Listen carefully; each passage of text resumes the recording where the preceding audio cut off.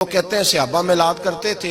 میں نے کہا چلو تمہیں سمجھ تو نہیں آنی پر سمجھا دیتا ہوں. صحابہ تو اس وقت کرتے تھے جب کرنا تھا ہی بڑا مشکل. اب تو مشکل نہیں نا. صحابہ تو تب کرتے تھے جب کیا جا سکتا ہی نہیں تھا. بڑا مشکل. سنو ابن شام اٹھا کے دیکھو, سیرت کی کتابیں پڑھو. نبی پاک صلی اللہ علیہ وسلم کے صحابہ قریش مکہ کے ظلم و ستم سے تنگ آ گئے. حضور نے بعض مجبوروں بے قصوں کو اجازت دے دی حبشہ ہجرت کر دی. حبشہ چلے گئے. حبشہ جب پہنچے تو ان میں حضرت جعفر طیار بھی تھے, حضرت علی کے بھائی, اور ایک گروہ تھا پورا صحابہ کا جو حبشہ گیا. قریش مکہ نے وہاں پر بھی آرام سے نہ بیٹھنے دیا. پیچھے سے کچھ سردار گئے, جا کے چھیڑا, کہا یہ ہمارے بھاگے ہوئے غلام ہے, ہمارے بتوں کو برا کہتے ہیں, نیا دین انہوں نے اخذ کر لیا ہے, ہمارے حوالے کر دو. حضرت جعفر طیار کہتے ہیں نجاشی بادشاہ نے ہمیں بلایا. کچھ لوگ میرے دوست مشورہ دینے لگے ذرا ہلکی پھلکی بات کرنا.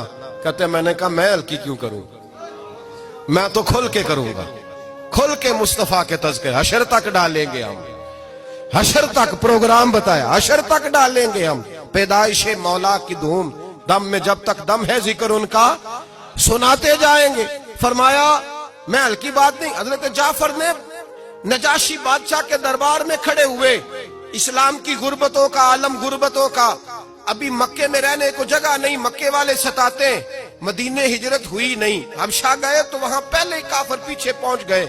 اتنے کٹھن حالات, اتنے برے اور کڑے وقت میں نجاشی کے دربار میں جب نجاشی بادشاہ نے جناب جعفر سے پوچھا کہ یہ کہتے ہیں تم نے دین بدل لیا ہے, تم باغی ہو گئے ہو, نئے رستے پہ لاگو ہے, بتاؤ. تو حضرت جعفر طیار نے نجاشی کے بادشاہ میں وہی باتیں کی جو ہم محفل میلاد میں کرتے ہیں.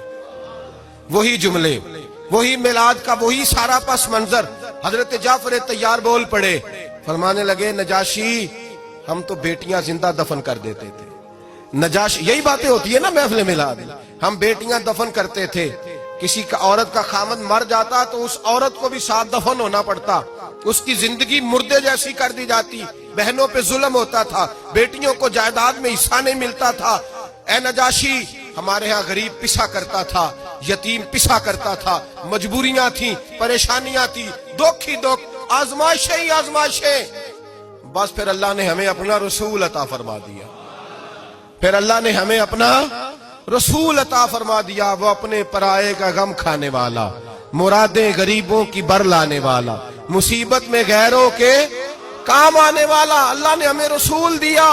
فرمایا بس ہم اس کے جھنڈے تلے جمع ہو گئے اور ہم ان کے بتوں کو نہیں مانتے, رسول اللہ صلی اللہ علیہ وسلم کی بات کو مانتے, ایک خدا کی عبادت. تو صحابہ تو وہ باتیں اس عالم میں کہا کرتے تھے جب کہنا بڑا مشکل تھا. انہوں نے وہی میلاد کی باتیں جو ہمارے ہاں ہوتی ہیں, یہی ہوتی ہے نا میلاد کی بات.